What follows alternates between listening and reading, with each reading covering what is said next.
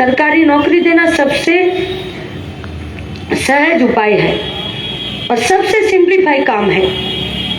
আমার এতগুলো মাস্টার লাগবে 100টা।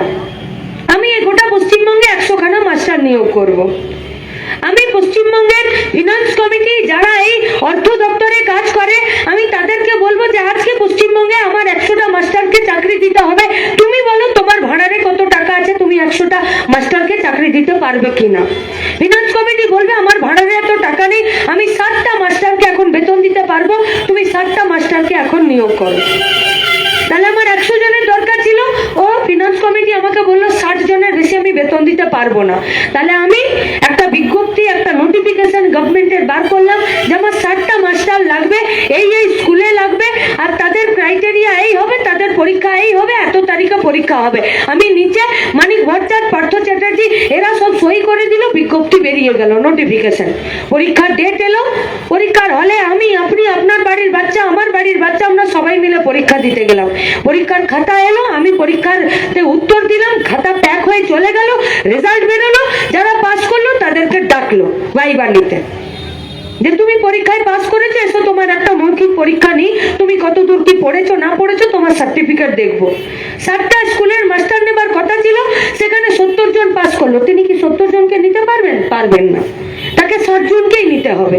তিনি 1, 2, 3, 4 করে যাদের নাম প্রথম দিক থেকে ছিল, যারা নাম্বার বেশি পেয়েছিল তাদের 60 জনের নাম লিখলেন, কিন্তু 70 জন পাস করেছিলেন তিনি বাকি 10 জনেরও নাম লিখলেন। আমি দেখলাম আমার নাম ছিল 65 নম্বরে, দরকার ছিল 60টা মাস্টারের, কিন্তু আমি 5 জনের পিছনে আছি। আমার তো রাগ রোষের কোনো ব্যাপার নেই, আমার তো সরকারের দিকে আঙুল তোলার কোনো বিষয় নেই। সরকার তো পরিষ্কার বলেছিল যে আমার 60টা মাস্টারের দরকার। আমি পরীক্ষা দিয়েছি, আমি আমার সার্টিফিকেট দেখিয়েছি, আমি ভাইবা দিয়েছি, আমি অত নাম্বার পাইনি যে 60 জনের মধ্যে আমি আমার নামকে ঢোকাতে পেরেছি। আমার নাম চলে গেছে 65 নম্বরে। আমি ঠিক করেছি যে পরের বছর আরো ভালো করে পড়াশোনা করব, আর তারপরে আমি চাকরিটা পেয়ে দেখাবো। এই পরিস্থিতি আজ পশ্চিমবঙ্গের মাটিতে আছে। সরকার নোটিফিকেশন বার করে তাতে ভুল, সরকার পরীক্ষার ডেট ঠিক করে সেই ডেটে পরীক্ষা নিতে পারে না।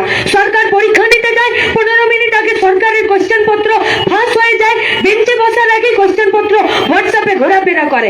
সরকার যাদেরকে পাস করালো দিয়ে দিল, পরে যখন দেখা গেল যাদের খাতাগুলো দেখাও, দেখলো সবাই সাদা খাতা জমা দিয়েছে।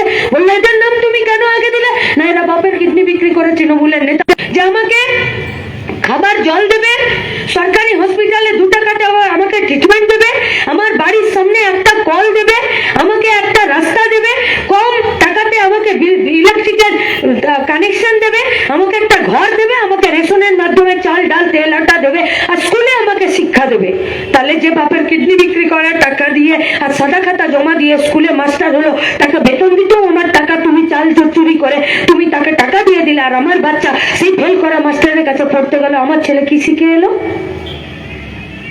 সংগঠিত চুরি নয়।